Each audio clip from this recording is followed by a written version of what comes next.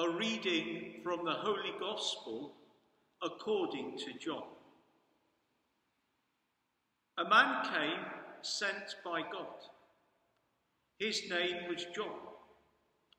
He came as a witness to speak for the light, so that everyone might believe through him. He was not the light, only a witness to speak for the light.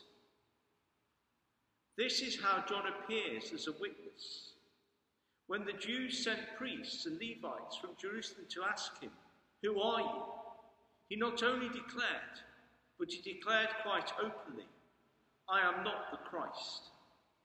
Well then, they asked, "Are you Elijah?" "I am not," he said.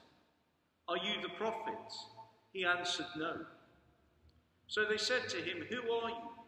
We must take back a message to those who sent us. What have you to say about yourself?"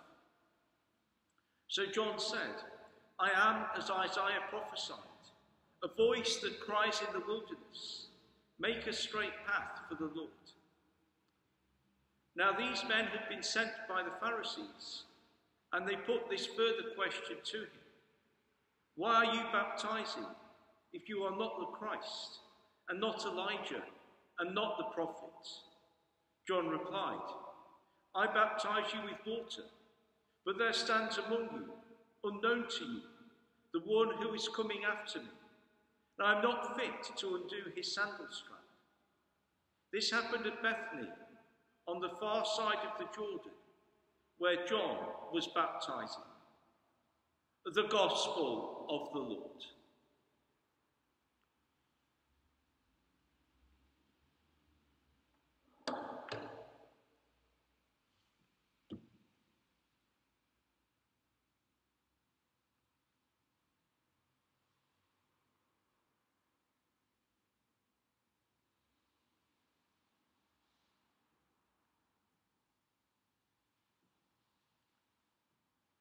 Our Advent wreath, which features prominently in the church during the season of Advent.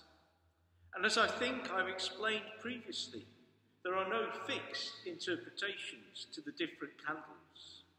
One common interpretation has the candles representing hope, peace, joy and love. You can see that in the banners that hang below them.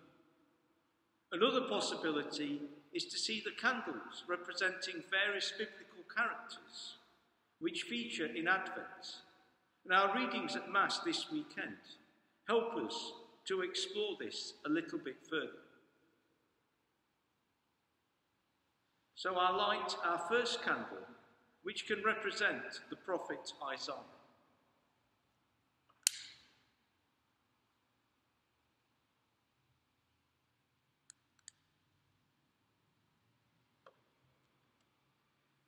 Isaiah accompanies us from the very beginning of the Advent season.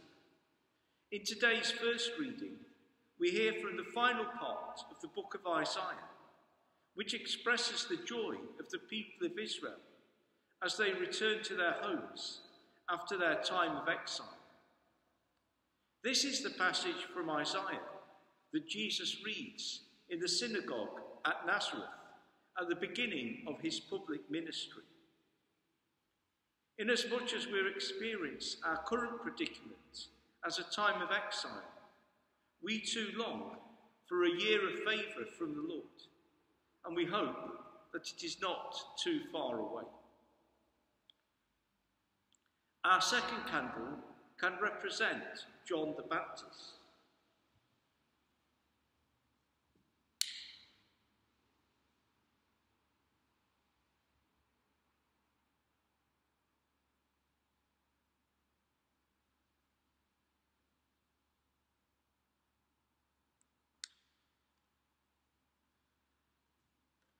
We were introduced to John the Baptist last weekend, the second Sunday of Advent. And we hear more about him this weekend in the Gospel reading.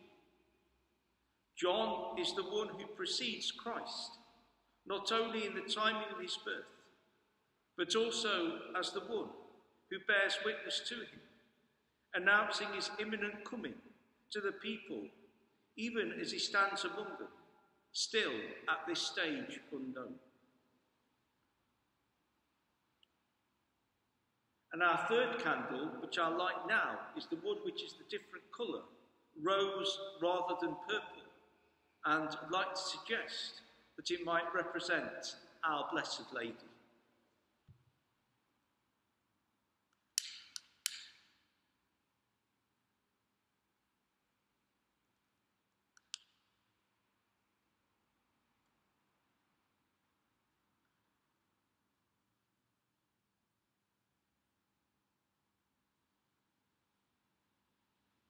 This Sunday, the third Sunday of Advent, is known as Gaudete Sunday, or Rejoicing Sunday, and so it's a fitting candle for Our Lady, the cause of our joy, who is a central character during Advent, and who we think about more and more as the season unfolds.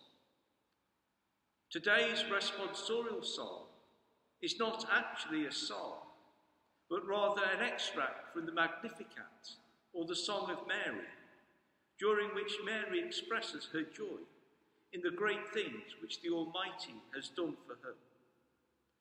These words are given to us in the Scriptures, so that we too can use them as a prayer by which to glorify God, expressing our joy in the great things that God has done and continues to do for us, even in the difficult circumstances that we have found ourselves in this year. If we were to continue over to light the remaining candles, I would suggest that the fourth candle might represent St. Joseph, sometimes the forgotten character in the Nativity story, but someone whose life also bears witness to the light which is Jesus. So whether you have your own Advent wreath at home, or whether you simply follow the one we have here in church, then take some time this week to reflect how the different characters represented by the four outer candles bear witness to Jesus Christ, who is of course represented by the central candle, the true light, the light that shines in the darkness, the light that darkness could not overpower.